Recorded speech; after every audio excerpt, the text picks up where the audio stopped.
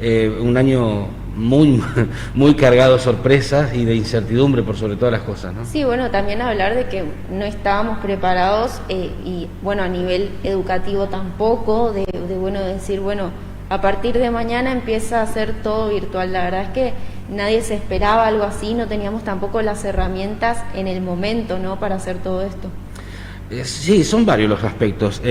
No solamente la cuestión de las tecnologías, las famosas TIC, sí, y su incorporación yo a veces digo, por la ventana, en nuestros esquemas y en nuestras estructuras escolares, de todos los niveles, sino que también todo lo que viene aparejado con eso.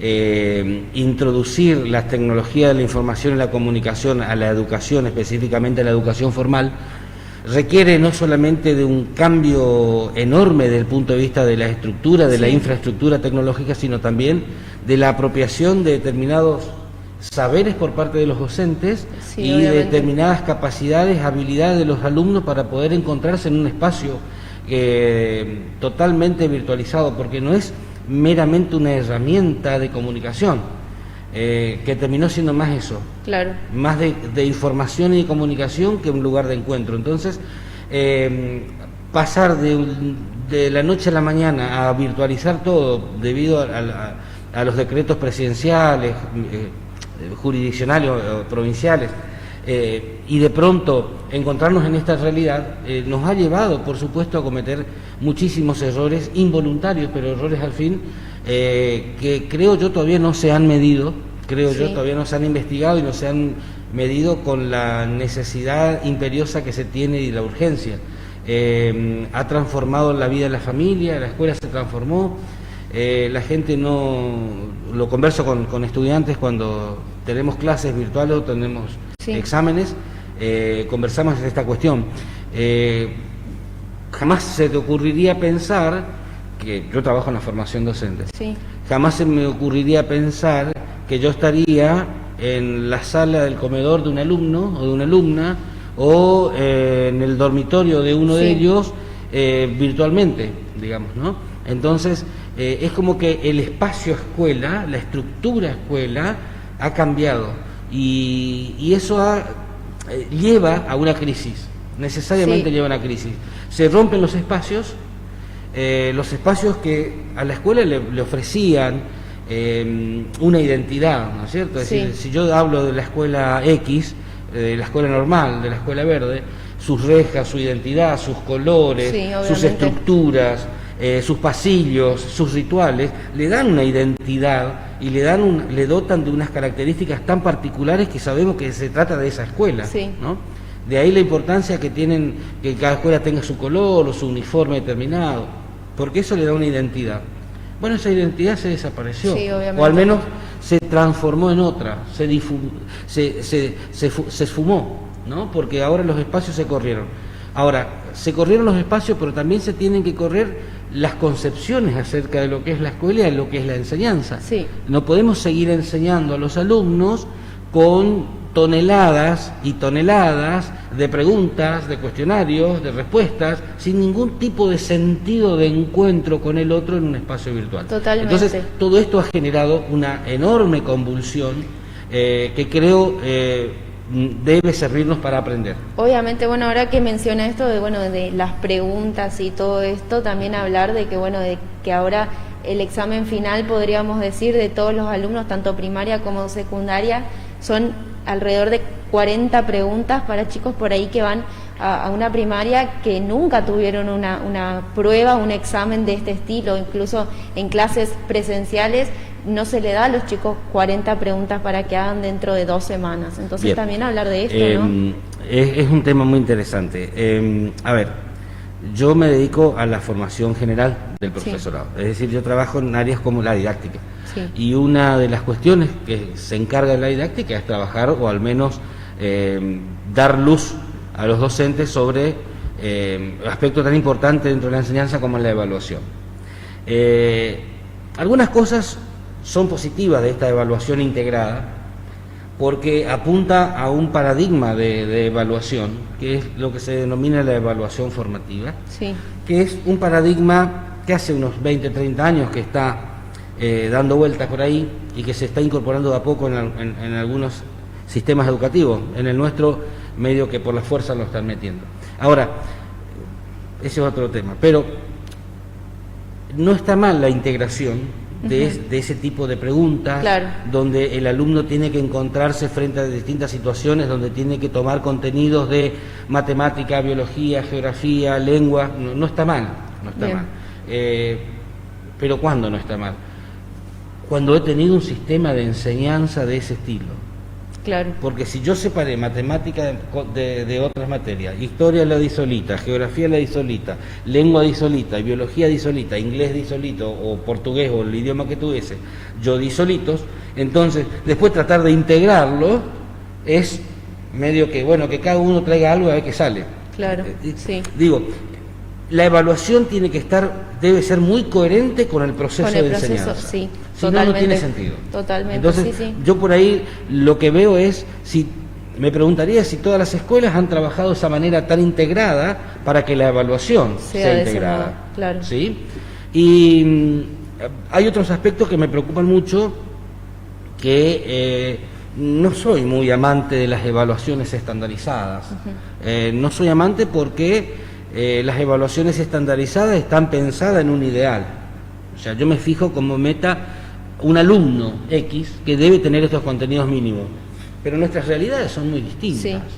Yo no tengo las mismas realidades socioculturales y económicas de un sector poblacional que en el otro. Y mucho más en este contexto, creo que afloró muchísimo más todas estas diferencias. Ni hablemos, Milena, porque si yo tengo alumnos que solamente, porque tengo colegas que trabajan en el nivel medio, sí, con los cuales converso mucho estos temas, resulta que aprovechaban cuando se entregaba leche y alimentos en las escuelas para darle materiales escritos para las madres o los padres para que sus alumnos, sus hijos trabajasen. Entonces, las condiciones nos generan una enorme oportunidad para que muchísimos chicos caigan del sistema educativo. Entonces, creo que la principal función de la escuela, lo sostengo desde el mes de marzo de este año, la principal función de la escuela debiera ser contener a estos chicos. Totalmente. Yo no digo que nos enseñen, pero digo que a través de la enseñanza haya una gran contención de este alumno, porque hay contenidos que se pueden recuperar, pero un alumno que se pierde del sistema educativo, que cae en este contexto, es mucho más difícil tomarlo de nuevo. Sí, esto totalmente coincido con todo lo que dice. Y también, bueno, volviendo al tema que mencionaba, que bueno, nunca pensó que iba a estar dentro de la casa de un alumno a través de lo virtual. También, bueno, hablar de esto, de cómo afectó a la familia, ¿no? Porque bueno, también tenemos en cuenta que existe supuestamente por lo menos una conexión entre lo que es la familia, la escuela, y entonces también pensar que por ahí se vio muy distinta en esta época de cómo era esa conexión, de que bueno, la escuela era un espacio y la familia, la casa era otro espacio, ¿no? Entonces, y bueno, y entonces llevar esta escuela dentro del seno familiar también creo que cambió bastante. Sí, y ha sido muy traumático el cambio. Creo que, bueno, hablábamos hace un ratito de esta cuestión de la rotura de los espacios, de la transformación de los espacios escolares y de la invasión de la escuela dentro de la casa. Escuela, por ahí también se perdió la disciplina incluso, porque bueno, no tenés un horario al que tenés que ir a la escuela, tenés que hacer la tarea en tu casa, cuando antes la tarea en tu casa hacías a otro horario. Sí, pero a mí me parece que nosotros pecamos, y lo digo con dolor, creo que hemos pecado de soberbios en la educación. Creo que nosotros nos levantamos en un contexto, como educadores estoy hablando, ¿no? Claro. Nos levantamos y de un día para el otro nos vimos impulsados a entrar en las familias, en las vidas, en las casas, y no hemos sido lo suficientemente respetuosos ni de esas intimidades, ni de esas realidades, ni de esos tiempos, ni de esas maneras o formas o hábitos de vida de esas familias. Madres que se transformaron, y padres, tías, abuelos, se transformaron de la noche a la mañana en maestros improvisados, en buscadores de contenidos por internet, porque los docentes, no todos, desesperado para mantener la estructura de la escuela, que ya no estaba, con esa concepción, mandamos material, mandamos PDF, y pasó en todos los niveles, porque el nivel superior creo que es uno de los niveles donde más se ha visto este error nefasto de profesores mandando 25 páginas de PDF por materia por semana, 50 páginas de un PDF a un alumno de un primer año, a un alumno de segundo año, a un alumno que no sabíamos si tenía conexión, docentes contestando por WhatsApp o en aula virtual a las 3 de la mañana porque el alumno recién entraba en la conexión en su sector poblacional a esa hora. Digo, creo que nosotros nos vimos demasiado atribulados y respondimos de una manera para mí bastante errónea en términos generales, ¿no? Hay cosas muy buenas, hay cosas muy buenas y hay cosas que no fueron tanto, y creo que tenemos que hacer como sistema educativo, como profesionales, educadores, tenemos que hacer un gran proceso de autorreflexión, de autovaloración, las escuelas, hacia adentro, es decir, qué hicimos bien y qué hicimos mal. Una de las cosas que hicimos bien fue mantener contacto con la familia, fundamental. Una de las cosas que hicimos muy bien. Algunos docentes enseguida entraron en la onda, digo la onda con doble sentido, porque entraron en la onda de horizontalizar la relación con el alumno, de tratarse de una manera más informal, menos académica, y eso ha generado buenas relaciones docentes-estudiantes. Totalmente, sí. Y por otro lado, también hicimos cosas mal. Por ejemplo, llenar de contenidos por contenidos per se, o sea, contenido como un fin en sí mismo. Y creo que ahí es donde la escuela ha cometido un error, ¿sí? Y eso tenemos que tratar de que no vuelva a suceder, porque el chico se satura, la familia se satura, las relaciones escuela y familia se rompen, se diluyen, los chicos se enferman, y no he hablado de la cantidad de docentes que se han enfermado a lo largo del año, que han tenido trastornos de salud desde estrés, no el estrés, el distrés, la pérdida de la capacidad de soportar la tensión, crisis de ansiedad, hipertensión, dolores musculares, todo lo que tenga que ver con el posicionamiento de sentado frente a una computadora. Es decir, hay un montón de que no se ha investigado todavía, un montón de enfermedades que los docentes hemos padecido a lo largo del año por este sometimiento enorme al estrés. Y también, sumado a eso, la cuestión de estar encerrado, de poder tener poco contacto con la familia, de no tener contacto prácticamente con nadie. Entonces, esto ha generado un estado de mucho estrés para todos. Sí, la verdad que bueno, creo que también se vio reflejado en lo que fue este año escolar, por lo menos en lo que vi o lo que me cuentan, o también estos chicos que van a la primaria. Tengo sobrinos que van a la primaria y que bueno, también se vio esto de que bueno, no querían hacer la tarea porque no iban a la escuela. Entonces también era difícil explicar a un niño tan chiquito que si vos no vas a la escuela, pero está la escuela dentro de tu casa. Yo siempre considero que los niños son extraordinariamente inteligentes y a veces hasta suelen actuar con mayor sabiduría que los adultos. Es que los padres tendrían que entender, y mucho más los docentes, el niño, sobre todo cuanto más chico es, el niño vive en el aquí y en el ahora, ¿sí? Entonces, siempre yo pongo ejemplo cuando doy clases. Las mamás no tienen que preguntarle en el colectivo cuando están regresando a su casa después de la escuela qué hizo. La mamá o el papá no le tienen que preguntar en la mesa, hacer un interrogatorio tipo policial a un niño de qué hizo en la escuela, porque el niño está en el aquí y en el ahora. Entonces, el niño está en la escuela, y esta es la escuela, y él sabe que se comporta como alumno, que tiene que pedir permiso para ir al baño, que tiene que esperar el recreo para comer un sándwich, que tiene que pedir prestado o permiso a la profesora o al seño para hablar. Digo, el niño vive ese contexto de aquí y ahora. Entonces, cuando está en la casa, él vive como en la casa. Obviamente. Entonces, lo que hicimos nosotros fue que hacerlo alumno en la casa. Y entonces al niño se le produce una crisis. Claro, un choque de realidades sería. Claro, pero a ver, yo no soy alumno. Y mamá, vos no sos la maestra. Entonces mamá, amenazándolo de muerte más o menos, obligándolo a que haga la tarea. Se ríe nuestro productor. Porque, a ver, ¿cuántas amenazas habrán recibido los niños? No comes postre, no salí, no te compro esto. Las amenazas habidas y por haber. Sí. Pero el niño no va a entender porque no entra en su lógica. Claro. Porque la lógica del niño es, yo estoy acá y esta es mi casa. Y en mi casa abro la heladera cuando quiero, sí, salgo al patio cuando quiero, voy al baño si quiero y cuando quiero. No tengo este ritualismo, esta ritualidad propia de la escuela en mi casa. Bueno, lo que hicimos fue que fuera alumno dentro de la casa. Y te imaginás, cuanto más materias tenés, más profesores tenés. Así que tenés un celular bombardeándote con WhatsApp, grupos de WhatsApp, grupos de madre, y ha sido una tortura para todos, ha sido una locura para todos. Fue medio un caos también para los alumnos, ¿no? Y bueno, también creo que para las familias por ahí, de pronto las personas que uno tenían que salir a trabajar y después volver y ser maestros, como decía, de sus hijos, también creo que sufrieron este cambio, ¿no? Sí, en un reportaje anterior que me hizo este mismo canal, yo, no sé, algún televidente mandó y dijo, los padres no somos maestros, porque la señora estaba molesta por la cantidad de actividades que le mandaba una escuela.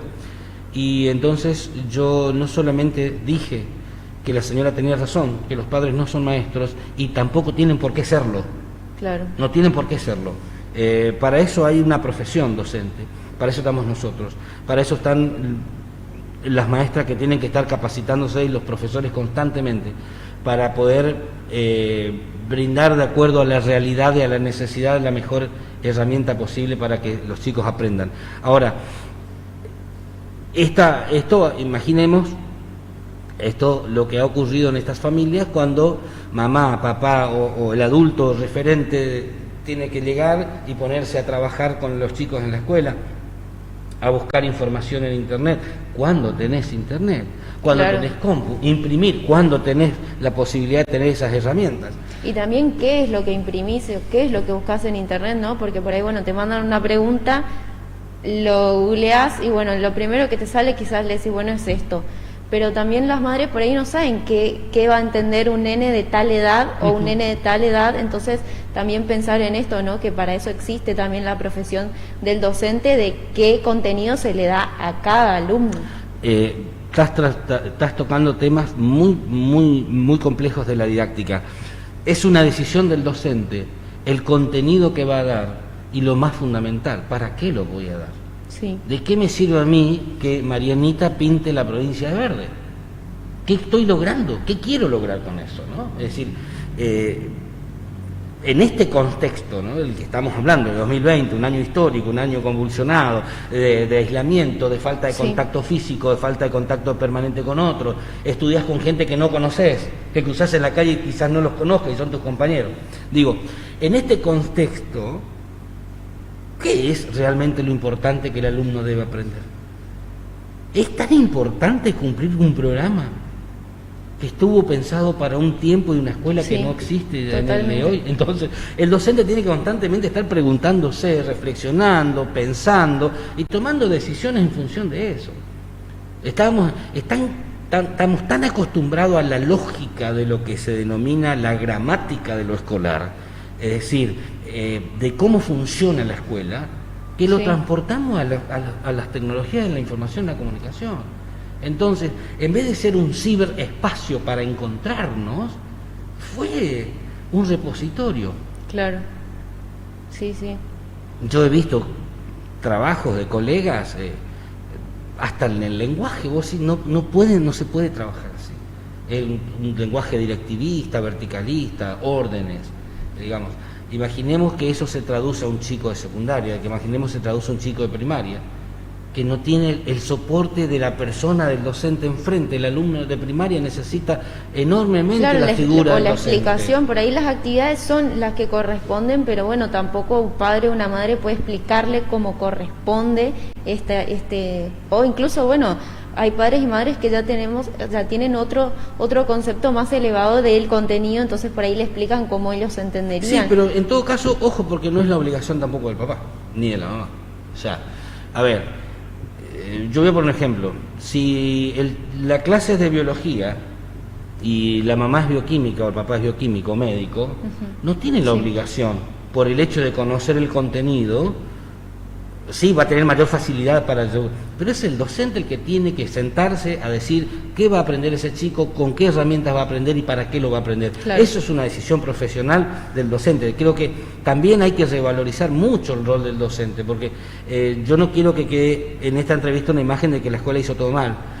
Hay docentes que han trabajado incansablemente, escuelas que se han reunido y han tenido jornadas de mucho trabajo, sí, que han sostenido a sus estudiantes y han controlado su matrícula para que no se los pierda a sus alumnos. Es decir, hay colegios de niveles secundarios, de zonas muy periféricas y complejas, que han trabajado enormemente, y eso creo que es enormemente valorativo y es sustancial, porque eso dignifica y resignifica la función docente. Sí. Ahora, tenemos que profesionalizarnos más. El Estado seguramente se deberá hacer cargo de una política de formación docente en TIC, pero una política seria, ¿eh? Sí. No cursitos de lo que yo digo pistola, ¿eh? No es cursitos eso que yo largo así, claro, de una conferencia de 2 semanas o de 3. Vamos a tener que capacitar en herramientas TIC a los docentes, en estrategias, sí, hay que hacer un cambio de concepción. Incluso algo también que, bueno, llevarlo a lo personal, daba clases particulares y, bueno, incluso di clases a chicos que van a la secundaria y no sabían utilizar siquiera el Word, que era algo, sí, que, bueno, yo pensaba, bueno, estos chicos están tan acostumbrados a la virtualidad y a hacer todo por internet, pero están acostumbrados a las redes sociales, no están acostumbrados a estudiar mediante esto. Muy cierto lo que planteas. Confundimos el manejo de redes sociales y el conocimiento. O el manejo de la tecnología, pero sí, no saben cómo llevarlo a la práctica en materia de educación. No, porque primero que nosotros utilizamos el mundo de las tecnologías para la educación, pero no, sí, fueron creadas para eso, claro, ¿no? Entonces, sí, hay software que son creados específicamente para la educación o para la enseñanza, pero las herramientas TIC, los celulares, las computadoras, no fueron creadas para la educación, fueron creadas con otras finalidades, pero no necesariamente la enseñanza. Por lo tanto, los chicos tienen un gran manejo, muchas habilidades, muchas capacidades de manejo de redes sociales y de manipulación de tecnología. Lo que no tienen es idea de cómo funciona lo más básico de un procesador de textos, por ejemplo, o de trabajar con planillas de tipo Excel, sí, o trabajar con algún otro software que traían antes las computadoras y siguen trayendo. O hacer cuadros sinópticos mediante computadora. Creo que fue algo de lo que, bueno, tuve que enseñar mucho a mis alumnos en particular, así que también creo que ahí también existe esa falencia en que, bueno, que decimos las TIC son importantes, pero tampoco están enseñados los chicos de hoy en día cómo funcionan o cómo llevarlas a la práctica. No, y además tengamos en cuenta que la tecnología que hoy disponemos nosotros para países del primer mundo ya no existen, son obsoletas. Entonces, si nosotros miramos pizarrones interactivos en algunas, sí, aulas de España, por ejemplo, nuestras realidades son total y absolutamente distintas, lamentablemente. Entonces, tenemos que tener en cuenta que nuestra capacitación debe ser continua, sí, pero la capacitación continua a nivel social, no solamente para docentes. Porque si capacitamos al docente en herramientas TIC y el tipo te dibuja un plato volador, está buenísimo, pero si el otro no le sirve... No entiende, claro, sí, se rompe esa enseñanza, digamos. Claro. Bueno, también, bueno, esto que mencionás de cómo el primer mundo y nosotros, y bueno, ahí que estamos más o menos, también consultarte, bueno, ¿qué crees de la vuelta a las clases presenciales? Si estamos en condiciones, ¿cuál sería la falencia? O bueno, también preguntarte si crees que van a volver las clases presenciales o se podría tener clases virtuales. Yo creo que dependerá de los contextos y de las distintas realidades.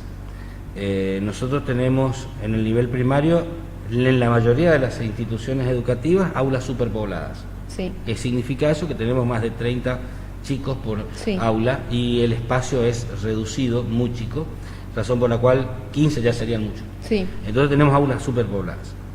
En el nivel secundario tenemos otras realidades que tienen que ver con distintas posibilidades socioeconómicas que tendríamos que ver cómo se soluciona en función del contexto institucional o donde está inserta la escuela, y en el nivel superior es otra realidad.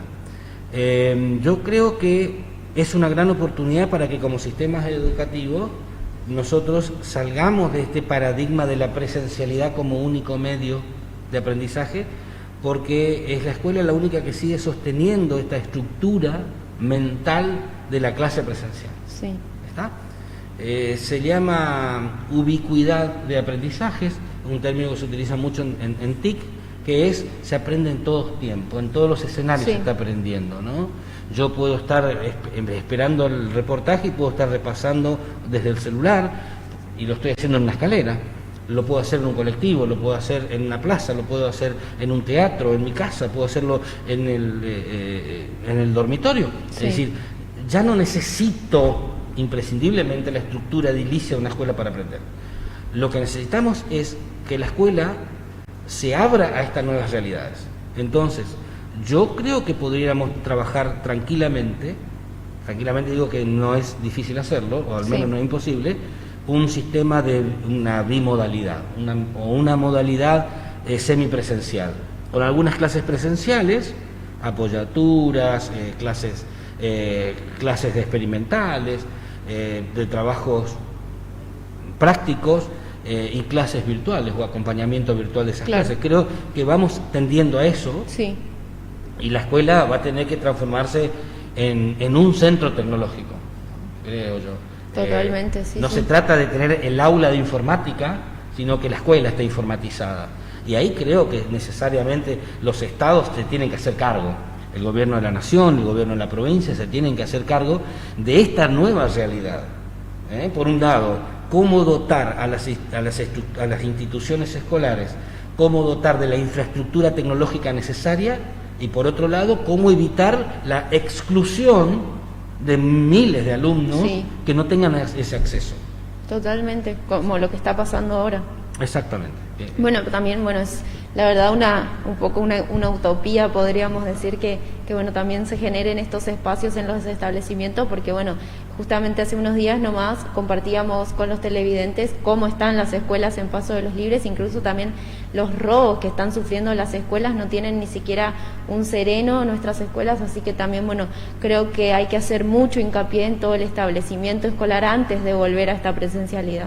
A ver, primero que la educación siempre tiene un guión utópico, ¿no?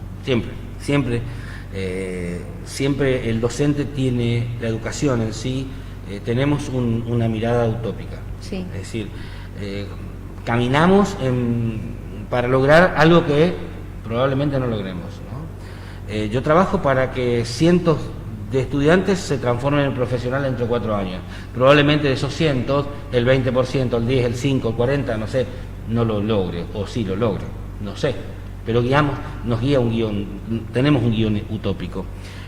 Por eso pensamos que la educación transforma las realidades, porque tenemos esa utopía, y transforma las sociedades, tenemos esa utopía. Respecto de las infraestructuras escolares, siempre, las escuelas siempre vamos a tener que trabajar con lo impredecible, con la incertidumbre, ¿no? Siempre en la educación le va a faltar cosas, a la infraestructura escolar siempre le va a faltar. El día que metas aire acondicionado en todas las aulas, te van a afanar los aires acondicionados y vas a tener un nuevo problema. En la educación, como tanto en el sector de la salud, como el sector de la seguridad o cualquier ámbito de la vida social, siempre trabajamos y convivimos con problemáticas que tenemos que ir renovando. Totalmente. Lo que no podemos dejar de hacer es hacernos cargo. Claro. Sí, tenemos escuelas deterioradas, muchachos, no sé, hay que golpear no sé dónde, pero tenemos que restaurar y restablecer eso. Con respecto a tu pregunta inicial de las clases presenciales o no, y yo te sugeriría pensar sí la presencialidad, pero no porque sea imprescindible que el docente esté frente al aula.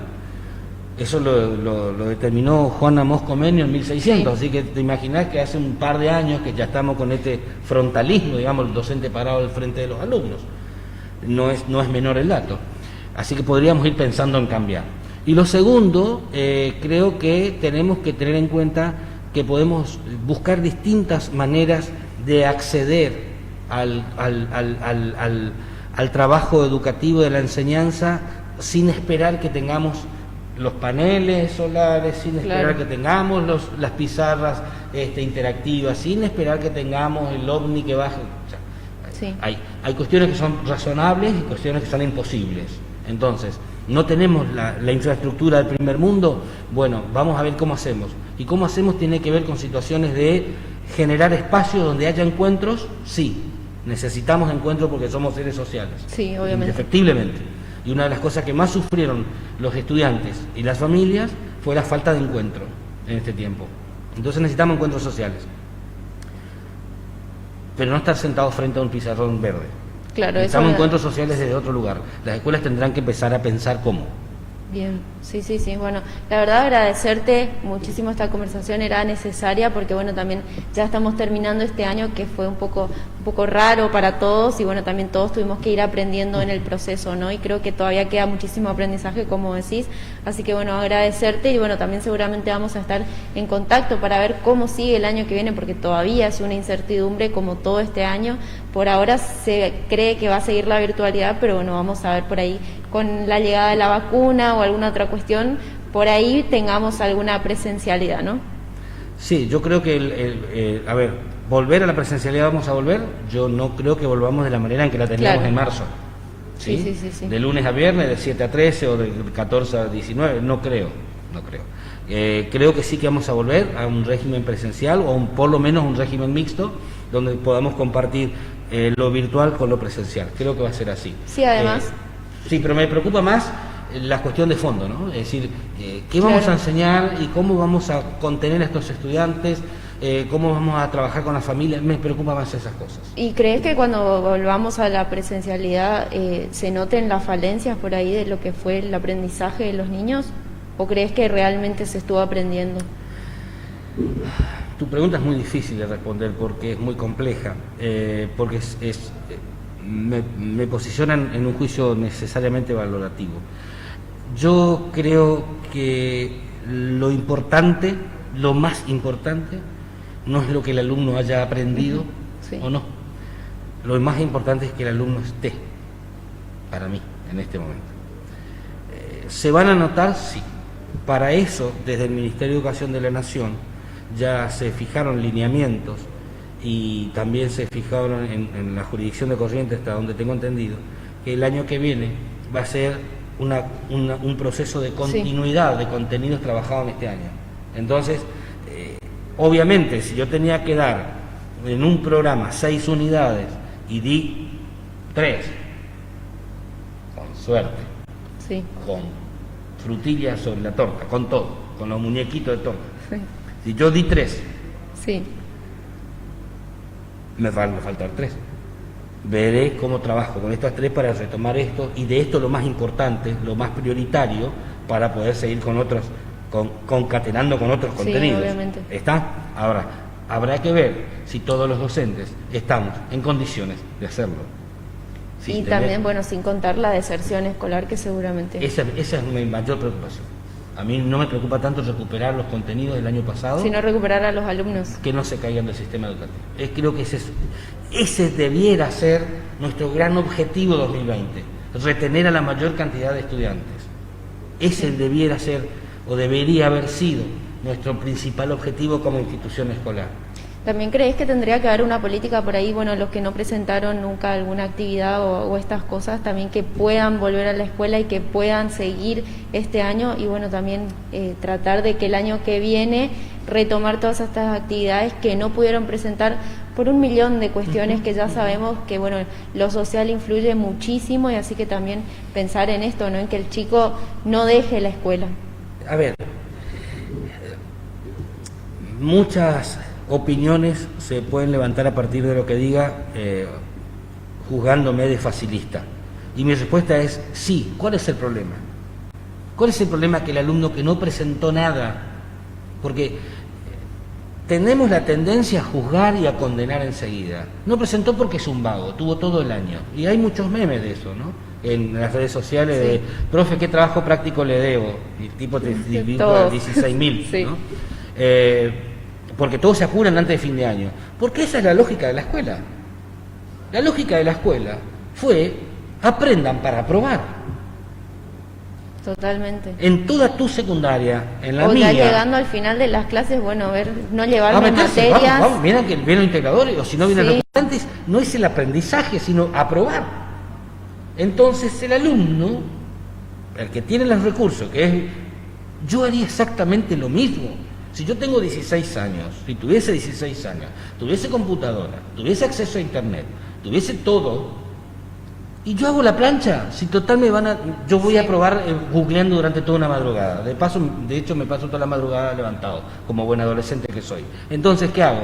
Totalmente. Tac, solución, porque la lógica de la escuela ha sido esta. Hay que Aprobar. estudiar para aprobar. Sí, totalmente. Tenemos la que- verdad, increíble. Sí, no lo había pensado de ese modo, pero es real, El es chico real lo que piensa con pasa. esa lógica porque la escuela condujo esa lógica, condujo así. Ahora, si el alumno durante todo el año, porque cartoneó, porque trabajó, porque vagó, porque se drogó, porque estaba en una situación de vulnerabilidad social extraordinaria, no importa la situación, claro, no digo que no importa, digo, acá no tengo que tener en cuenta eso, tengo que Claro. tener en cuenta de que mi alumno tiene que estar dentro del sistema educativo. Obviamente. Y yo como escuela tengo que hacer un montón de cosas que quizás no sean aquellas tradicionales, dar clase, tomar prueba, mandar trabajo práctico, hacer comprar Creo que afiches. volvemos al inicio de la entrevista hablando de que la escuela es la contención. La escuela Totalmente. tiene que contener, la escuela tendría que tener esa finalidad extraordinaria, contener a la familia, contener a los padres. La escuela tendría que estar sosteniendo a cada alumno para que esos alumnos no se pierdan. No se pierdan. Bueno, entonces, para ir finalizando, entonces, esta creo que es la frase, es no perder a los alumnos, sino, bueno, también es importante el contenido, pero en este sentido, en este año tan particular, no perder a los alumnos. Exactamente. Bueno, agradecerte muchísimo, Daniel, la verdad, Eduardo, la verdad, increíble también, bueno, todo lo que hablas de educación, así que agradecerte y también tu mirada también un poco crítica, eso también creo que ayuda muchísimo y que la gente pueda ver cómo también un docente puede hablar de sí mismo y no, bueno, también porque, bueno, se habló muchísimo de lo que es la educación y, bueno, también muy importante que puedas hablar de ese modo del sistema educativo. Bueno, el agradecido soy yo por el espacio. Creo que la pelota y mirando cómo seguir, para qué seguir y con quiénes seguir. Creo que esa es una mirada introspectiva y una mirada de trabajo al interior de cada institución escolar que se debe hacer. Bien, muchísimas gracias y bueno, no sé si también si querés dejar algún saludo o algo, bueno, ya vienen las épocas de la fiesta, por ahí si querés también aprovechar la cámara. En realidad más que saludar es mi mirada como apasionado de la docencia, es saludar a todos los maestros, a todas las maestras, profesores, profesoras, a todas las autoridades escolares que han hecho este año un montón de cosas, que han trabajado incansablemente, que vuelvo a decir, somos seres humanos, nos equivocamos, pero seguramente en el importante no es lo que está afuera, sino lo que está dentro. Lo que está dentro de nuestra casa, nuestros afectos, nuestros hijos, nuestras parejas, nuestras familias. Abracémoslo a ese hermano, llamemos a ese que está distante, recompongamos las relaciones humanas dentro de las familias. Creo lo más importante es, en todo caso, revalorizar al ser humano. Y Bien. esto creo